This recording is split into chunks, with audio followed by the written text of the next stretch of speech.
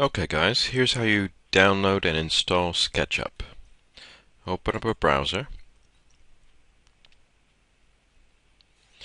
do a Google search for Sketchup, Sketchup, enter, and I want www.sketchup.com, so click that one, and then click Download Sketchup. Step 1, I plan to use Sketchup for educational use. Put your email address in.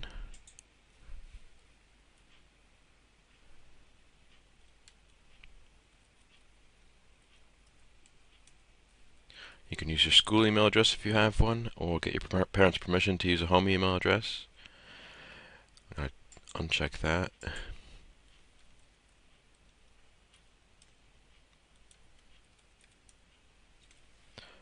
School name, SHSB, I think is good enough. You will use student, I will use instructor. Now, if you've got a regular Windows 7 or Windows 10 PC, use Windows. If you've got an Apple Mac, use Mac. And it's very important that you choose SketchUp Make. SketchUp Make is free, whereas SketchUp Pro is not free. And then I agree to SketchUp Make's license agreement and click Download SketchUp.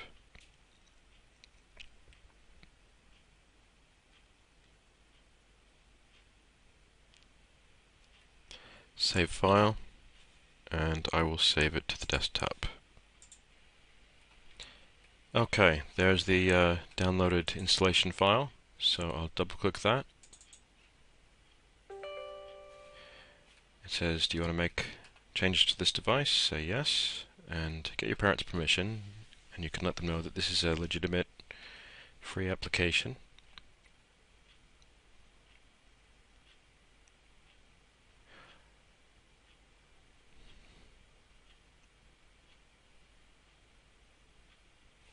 Click Next, Next, Install.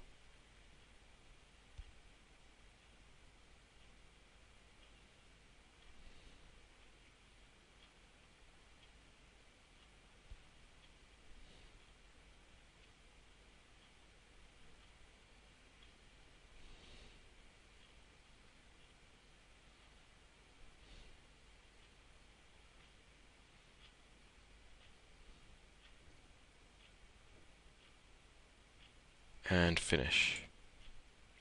And the file that we're going to use, the shortcut to start SketchUp, is that dark red one. We're not actually going to use these, and I think I'll actually just put those in the bin because I don't use those ones that much. And I'll save this into my documents folder later in case I need to do it again. So let's launch SketchUp for the first time. Double click that file.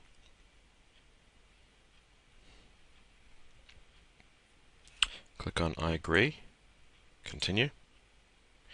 And the first window you get it tells you a little bit about SketchUp, but I want to choose template, so this button right there.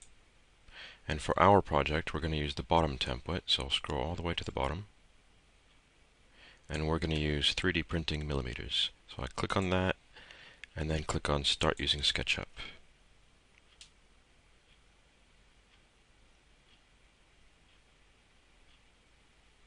Okay, this has everything I need, except I've got entity info there.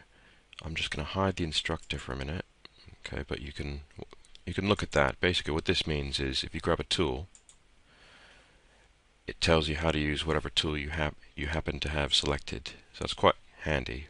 But I'm going to close that. There's one tray here that I'm missing.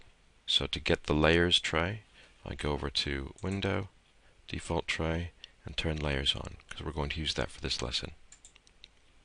And there it is. The other thing I'll need is some shortcut buttons to go to different views, like top view, front view, side view, etc. And to get that, I go View, Toolbars, make sure you've got your Getting Started toolbar, which is this one here, and then scroll to the bottom and turn on Views. Close. And it came on 2 levels here, so I'm just going to grab the left-hand little vertical dots there, grab that, And then I'm just going to bring it down. See? Like that. Okay. And we're good to go for the rest of the lessons. So have fun.